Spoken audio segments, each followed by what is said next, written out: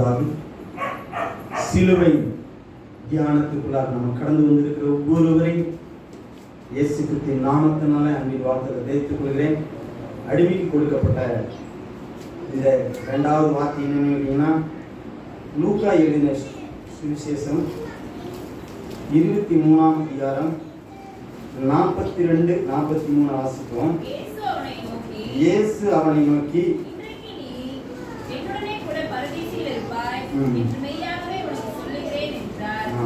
அப்பொழுது ஏறக்குறைய 6ஆம் மணி நேரமாய் இருந்து 9ஆம் மணி நேரம் வரைக்கும் பூமி எங்கும் அந்தகாரம் உண்டாயிற்று. கர்த்தருடைய நாமத்தை மகிமைப்படும்படியாக இந்த இயேசு ஆண்டவர் நாம் எப்படின்னு கேட்டீங்கன்னா, பரலோக ராஜ்யத்துக்கு சொந்தக்காரராக மாற்றும்படியாக தான் இயேசு சிலுவைக்கு போனார். ஆண்டவருடைய நாமத்தை மகிமைப்படும்படியாக இந்த நாளில் கூட ஆண்டவர் சிலுவையில தொங்கிக் கொண்டிருக்கிறார். ஆனாலும் கூட அந்த சிலுவையில இகழ்ந்தவர்கள் அநேகமாக இருக்கிறார்கள், தூசித்தவர்கள் அநேகமாக இருக்கிறார்கள், காரியம் மீந்தவர்கள் அநேகமாக இருக்கிறார்கள். அநேகர் அவர் மேல வார்த்தையினால அநேக வசைபாடினவர்கள் அநேகமாக இருக்கிறார்கள். ஆனாலும் கர்த்தர் அவர் அந்த வார்த்தையெல்லாம் சகிக்கிறவராய் இருந்தார். அதுதான் மேலான காரியம். அடுத்த ஆண்டவருடைய நாமம் விட்டு மயப்படும்படியாக பாருங்க, இந்த சிலுவையில அவர் காரியத்துல சிலுவையில தொங்கிக் கொண்டு இருக்கும்போது வலதுபுறத்திலும் இடதுபுறத்திலும் 2 கல்வர்களை நியமித்தாங்க. அந்த கல்வர்களை சிலுவையில தொங்கினாங்க. ஆனா அவர்கள் என்ன பண்ணீங்கன்னா, நியாயப்படி தண்டிக்கப்பட்டவர்கள். ஆனால் இயேசு நியாயத்தின்படி அக்கிரமக்காரராக நிறுத்தப்பட்டார். ஆனால் பாவம் செய்யல. ஆனா அவர் சிலுவையிலே செய்ய வேண்டிய காரியங்கள் இருந்தது. அதுதான் மேலான காரியமாய் இருக்கிறது. இவர் நடுவிலே சிலுவையிலே தொங்கிக் கொண்டிருக்கிறார். இதுக்கு முன்னாக ஆண்டவருடைய நாமத்துக்கு மகிமைப்படும்படியாக ஆதியாகமம் 3ஆம் அதிகாரம் 15ஆம் வசனம் சொல்கிறது, அவர் உன் தலையை நசுக்குவார், நீ அவர் குதிகாலை நசுக்குவாய். ஆண்டவருடைய நாமத்துக்கு மகிமைப்படும்படியாக அவர் உன் தலையை நசுக்குவார். யார் தலையை நசுக்குவார்? கிறிஸ்து பிசாசின் தலையை நசுக்குவார். அன்றே என்றைக்கு பாவம் உலகத்திலே வந்ததோ அன்றே ஆதியாகமம் 3ஆம் அதிகாரத்தில் சொல்லப்படுகிறது, ஆண்டவருடைய நாமத்துக்கு மகிமைப்படும்படியாக அவர் தலையை, சாத்தானுடைய தலையை நசுக்கிறதுக்காகத்தான் இயேசு இந்த பூமியில நமக்காக ரத்தம் சிந்தினாருங்கிறத மறந்து போகாதீங்க. அதனாலதான் ஆண்டவருடைய நாமம் மட்டும் மகிமைப்படும்படியாக ஆண்டவருடைய வார்த்தை சொல்கிறது, இப்படிப்பட்ட காரியத்தை செய்யத்தான் இயேசு கிறிஸ்து இந்த பூமியில வந்தார். கர்த்தருடைய நாமம் மகிமைப்படும்படியாக ஆண்டவர் 3 காரியத்தை குறித்து இகழ்ந்தவர்கள் 3 கூட்டத்தாராக இருந்தார்கள். அதை வாசிப்போம். ஆண்டவர் நாமத்துக்கு மகிமைப்படும்படியாக 23ஆம் அதிகாரத்தில், லூக்கா 23ஆம் அதிகாரம் 35ஆம் வசனம் வாசிங்க. ஜனங்கள் நின்று பார்த்து கொண்டிருந்தார்கள். அவர்களோடு கூட அதிகாரியும் அவரை இகழ்ந்து, யாருங்க? ஜனங்கள் நின்று பார்த்து கொண்டிருந்தாங்க. அவர்களோடு கூட இருந்த அதிகாரிகளும் அவரை இகழ்ந்து, இவன் மற்றவர்களை ரட்சித்தான், இவன் தேவனால் தெரிந்து கொள்ளப்பட்ட கிறிஸ்துவானால் தன்னைத்தானே ரட்சித்துக் கொள்ளட்டும் என்றார்கள். இப்படி சொல்லிதான் அவரை இகழ்ந்தார்கள். ஆண்டவருடைய நாம் அடுத்தபடியா பாருங்க, ஜனங்கள் இருந்தாங்க. 2வது போர்ச்சேகரும் அவருக்கு சேர்ந்த அவருக்கு காடியை கொடுத்து, நீ யூதருடைய ராஜாவானால் உன்னை ரட்சித்துக்கொள் என்று அவரை பரியாசம் பண்ணினார்கள். இன்னைக்கு பரியாசம் பண்ண, இயேசுவை பரியாசம் பண்ணவர்கள் அநேகராக இருக்கிறார்கள். அடுத்து பார்த்தீங்கன்னா, ஆண்டவருடைய நாமம் மட்டும் மகிமைப்படும்படியாக அடுத்து இந்த காரியத்தை குறித்து, இவன் யூதருடைய ராஜா என்று கிரேக்க, லத்தீன், எபிரேய பாஷையில் எழுதி அவருக்கு மேலாக வைக்கப்பட்டது. அவர் என்ன? யாருங்க? யூதருடைய ராஜா. அப்போ இதைய பிலாத் 19ஆம் அதிகாரம், யோவான் 19ஆம் அதிகாரத்துல ஆண்டவருடைய நாமம் மட்டும் மகிமைப்படுத்தும்படியாக அவர் யூதருடைய ராஜா என்பதை உறுதிப்படுத்துவதற்காக ஒரு மேல் விலாசத்தை எழுதினாங்க. ஆனா யோவான் 19ஆம் அதிகாரத்தில் நீங்க வாசி பார்த்தீங்கன்னா அந்த இடத்துல ஜனங்கள் என்ன கேட்டீங்கன்னா அந்த யூதருடைய முறையின்படி இது எழுதுனது என்ன கேட்டீங்கன்னா தான் யூதருடைய ராஜா என்று சொன்னாங்க எழுத சொல்றாங்க. ஆனா அந்த இடத்துல சொல்லப்பட்டிருக்கிறது நான் எழுதினது. ஆண்டவர் எதை எழுதினாரோ அதை யாரும் மறுக்க முடியாது. அப்ப ஆண்டவர் எழுதினதுதான். அதனாலதான் இந்த வார்த்தை எல்லாம் எப்படிப்பட்டதா இருக்குன்னா இயேசு கிறிஸ்து பிறப்பார், இந்த இடத்துல ஆண்டவருடைய நாமம் வளர்வார், அவர் மரணத்தை சிலுவையில மரணம் ஆயிருப்பாரு, அடக்கம் பண்ணுவார், 3ஆம் நாள் உயிர்த்து தெழுவார்னு சொல்லிட்டு வார்த்தை தீர்க்கதரிசிகள் மூலமாக எழுதப்பட்ட வார்த்தை. அதுதான் இந்த இடத்துல இயேசு சிலுவைக்கு போகும்போதுதான் அந்த வார்த்தை ஒவ்வொன்றாய் நிறைவேறுகிறது. அந்த வார்த்தை தான் நிறைவேறிக் கொண்டே இருக்கிறது. இன்றும் நிறைவேறி ஒவ்வொருவரை ஆண்டவர் ரட்சித்துக் கொண்டிருக்கிறார். கர்த்தருடைய நாமத்துக்கு மகிமைப்படும்படியாக அப்போ ஆண்டவர் அன்றியும் 39 பாருங்க, அன்றியும் சிலுவையில் அறையப்பட்டிருந்த குற்றவாளிகள் ஒருவன், நீ கிறிஸ்துவானால் உன்னையும் எங்களையும் ரட்சித்துக்கொள் என்று அவரை இகழ்ந்தான். இந்த 3 காரியத்தை பாருங்க. இன்னைக்கு இகழ்கிற காரியம் 3 காரியம் இருக்குது. ஆனா இயேசு இகழ்ந்ததை அவர் ஒரு பொருட்டாவே என்ன ஆண்டவருடைய நாமத்துக்கு மகிமைப்படும்படியாக இந்த நாள் கூட அடுத்து என்ன நினைக்கிறீங்கன்னா 40வது பாருங்க, அவன் அவர்களை நோக்கி, நீ இந்த ஆக்கினைக்கு உட்பட்டவனாயிருந்தும், எந்த ஆக்கினைக்கு? நீ கலகத்தின் நிமித்தம் கொலை செய்த நிமித்தம் நீ சிலுவையில் அறையப்பட்டிருக்கிறார். ஆனா இயேசு பாவம் செய்யல, ஆனா ஆண்டவருடைய நாமம் மட்டும் மகிமைப்படும்படியாக அவரை சிலுவையில அறையப்பட்டிருக்கிறது. ஏன் கேட்டீங்கன்னா பிதாவானுடைய சித்தம் சிலுவையில் அறையப்பட வேண்டும் என்றால் ஆண்டவருடைய நாமம் என்ன நாமம் கேட்டீங்கன்னா ஆண்டவர் மகிமையான ஒரு நாமத்தை நமக்கு கொடுத்திருக்கிறார். அது இயேசு. ஏன் கேட்டீங்கன்னா ஆண்டவருடைய நாமம் மத்தேயு 1:21 சொல்கிறது, ஏனெனில் தமது ஜனங்களின் பாவங்களை நீக்கி ரட்சிக்கிறவர். பாவத்தை நீக்கி ரட்சிக்கிறவர். இந்த பூமியில ரட்சிப்பு அவருடைய நாமத்தினால் தான் வந்தது என்று அப்போஸ்தலர் 4:12 சொல்கிறார். அவராலே அன்றி வேறொருவரும் ரட்சிப்பு இல்லை.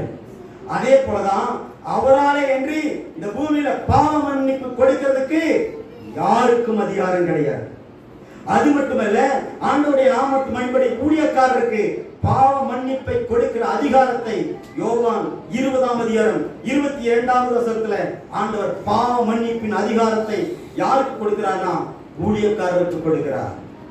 அதுதான் தேவன் இந்த பூமியில செய்ய வந்தது. அதனால்தான் உலகத்தின் பாவத்தை சுமந்து தீர்க்கிற தேவாட்டுக்குட்டி. அந்த உலகத்தின் பாவத்தை சுமந்து தீர்ப்பதற்கு தன்னுடைய ரத்தத்தை சிந்தி அவர் விளைக்கரையம் செலுத்தினார். அதனால்தான் பாவ மன்னிப்பு நமக்கு வந்துச்சு.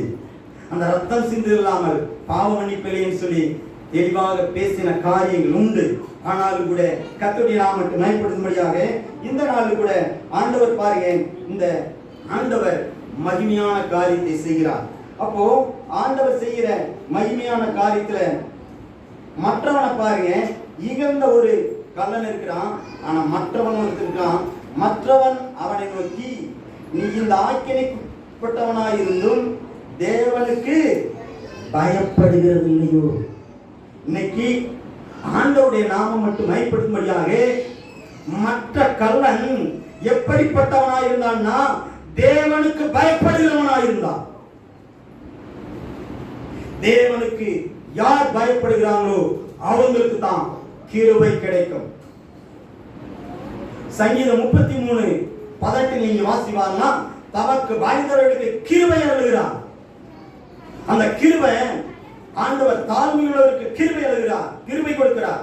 அந்த கிருபை தான் ஆண்டவருடைய நாமத்தை மட்டும் மகிமைப்படுத்தும்படியாக அவனை எப்படி அடையினா, தேவனுக்கு நீ எப்படிப்பட்டது பயப்படுகிறது இல்லையா என்று சொல்லப்படுகிறது.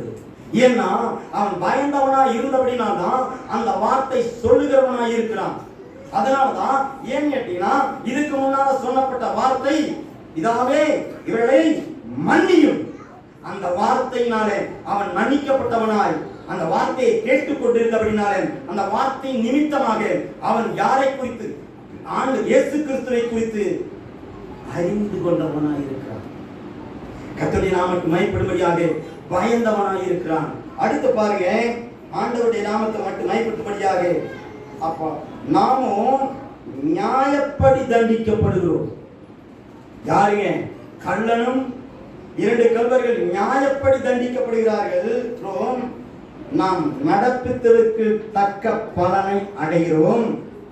இவரோ ஆகாது ஒன்றும் நடப்பிக்கவில்லையே என்று அவரை கடிந்து கொண்டு, யாரை கடிந்து கொள்றான்?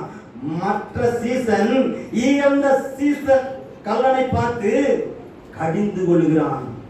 ஆண்டவருடைய நாமம் மட்டும் மகிமைப்படுத்தும்படியாக கடிந்து கொள்வது எதற்காக கேட்டீங்கன்னா, இயேசு எதை கடிந்து கொள்வார் கேட்டீங்கன்னா, பரிசுத்த ஆவியானவர் ஒரு மனுஷனுக்கு வந்தா பாவத்தை குறித்தும் நீதி குறித்தும் நியாய தீர்ப்பை குறித்தும் கண்டித்து உணர்த்துவார். அந்த கிருபை எடுத்ததுனால்தான் அவனுக்குள்ள இருந்த வெளிப்பாடு என்ன கேட்டீங்கன்னா, அவன் கண்டித்து உணர்த்துகிறவனாக இருக்கிறான். அதனால்தான் ஆண்டவருடைய நாமம் மட்டும் மகிமைப்படுத்தும்படியாக ஆண்டவர் அந்த கிருபையை எப்படி கேட்டீங்கன்னா, ஆண்டவர் நாமம் மட்டும் மகிமைப்படும்படியாக ரோமர் 2ஆம் அதிகாரம் 8வது வசனம் வாசிக்கலாம். விசுவாசத்தினாலே கிருபை கொண்டு ரட்சிக்கப்பட்டீர்கள் என்று எழுதப்படுகிறது. கரங்களை திரும்ப எழுப்பலாம். எதனால ரட்சிப்புங்க? கிருபையினாலே. கிருபை எங்கிருந்து வந்ததுங்க? நியாயப்பிரமாணம் மோசேயின் மூலமாக கொடுக்கப்பட்டது. கிருபையும் சத்தியம் இயேசு கிறிஸ்துவின் மூலமாக வந்தது. அந்த கிருபை தான் உங்களையும் என்னையும் ரட்சிப்புக்குள் நடத்துகிறதா இருக்குது. அந்த ரட்சிப்பின் சுவிசேஷத்தான் அறிவிக்கத்தான் ஆண்டவர் உங்களை என்னை தெரிந்திருக்கிறார். அதனால ஆண்டவருடைய நாமம் மட்டும் மகிமைப்படுத்தும்படியாக அந்த காரியத்தை சொல்லப்படுகிறது. அடுத்து ஆண்டவருடைய நாமம் மட்டும் மகிமைப்படுத்தும்படியாக இயேசுவை நோக்கி ஆண்டவரே, நீர் உம்முடைய ராஜ்யத்தில் வரும்போது, எந்த ராஜ்யத்தில்? ஆண்டவர் பரலோக ராஜ்யத்தில் வரும்போது என்னை நினைத்தருளும் சொல்லி அவன் கெஞ்சுகிற காரியம்தான் அவனை தேவனுடைய ராஜ்யத்துக்குள்ள சேர்க்கிறதா இருக்கிறது. அதுதான் 2வது கள்ளனுடைய காரியம். என்ன அப்படின்னா, என்னை நினைத்தருளும் சொல்றான். ஆண்டவர் ஒருவனையும் நினையாத தேவன் அல்ல, மறந்து மன்னிக்கிற தேவனாய் இருக்கிறார். அவர் நினைவு உள்ள தேவனாய் இருக்கிறார். அதுதாங்க மற்ற கள்ளன் சொன்ன வார்த்தையிலிருந்து ஆண்டவர் அவனை ரட்சித்தார். இதுதான் மேலான காரியம். அடுத்து சொல்லும்போது அவனை நினைத்தர்கள் என்றான். இயேசு அவனை நோக்கி, இயேசுவை யார் நோக்குறாங்க கேட்டீங்கன்னா, மற்ற கள்ளன் பார்க்கிறான். அடுத்து இயேசு யாரை பார்க்கிறான்னா, மற்ற கள்ளனை பார்க்கிறார். இதுதாங்க இயேசுவை யார் பார்க்கிறாங்களோ ஆண்டவர் உங்களை நினைத்தருவார், உங்கள் நினைவாக இருப்பார் என்பதை மறந்து போகாதீங்க. அடுத்து பார்த்தீங்கன்னா, இயேசு அவனை நோக்கி, இன்றைக்கு என்னுடனே கூட பரதீசில் இருப்பார். ஏன் கேட்டீங்கன்னா, இயேசுவோடு கூட இருக்கணும்னா நமக்கு ரட்சிப்பு அவசியமா இருக்கிறது. அந்த ரட்சிப்பினால்தான் நாம் மீட்கப்பட்டு இருக்கிறோம். அந்த ரட்சிப்பு இருக்கும்போது தான் நாம் அவரோடு கூட இருக்க முடியும். இயேசு அதனால்தான் ஆண்டவருடைய நாமம் மட்டும் மகிமைப்படுத்தும்படியாக வேதவசனத்துல அடுத்து சொல்லப்படுகிறது, என்னோடு கூட கூட பரதேசியில் இருப்பார். இயேசுவோடு கூட இருக்கிறதுக்கு யாரு கிஃப்ட் வாங்கினான்னா, மற்ற சீசன் தான் வாங்கினா. மற்ற இயங்க சீசன் வாங்க முடியல. ஏன்னா கர்த்தர் யாரோடு கூட இருந்தார்னா, ஆண்டவருக்கு பயப்படுகிறவனோடு கூட இருந்தார். ஆண்டவரோடு ஐக்கியப்பட்டவனோடு கூட இருக்கிறார். ஆண்டவரோடு இணைகிற யாரோடும் அவர் கூட இருக்கிறாங்க. மறந்து போகாதீங்க. அதனால்தான் என்னோடு கூட ஆண்டவர் கூட இருக்க, யாரோடு கூட இருக்க விரும்பினார்? இயேசு கிறிஸ்து யாரோடு கூட இருக்கிறார்? கர்த்தருக்கு பயந்தவனோடு கூட இருக்க, அந்த மற்ற கள்ளனோடு கூட இருந்துட்டு. அதனாலதான் சொல்றாரு ஆண்டவர், நீ பெண்ணோடு கூட பரதேசிப்பாய் என்று மெய்யாகவே உனக்கு சொல்லுகிறேன். மெய்யாகனா, நிச்சயமா, உண்மையா நீ என்னோடு கூட நான் பரலோக ராஜ்யத்துக்குள்ள இருப்பேன், நீ அங்கே என்னோடு கூட இருப்பான்னு சொல்லி இந்த வார்த்தையை அறிவித்தபடினால ஆண்டவருடைய நாமம் மயப்படும்படியாக இப்படிப்பட்ட ஜீவ வார்த்தையை கொடுத்த மகிமையான தேவனுக்கு நன்றி சொல்றேன்.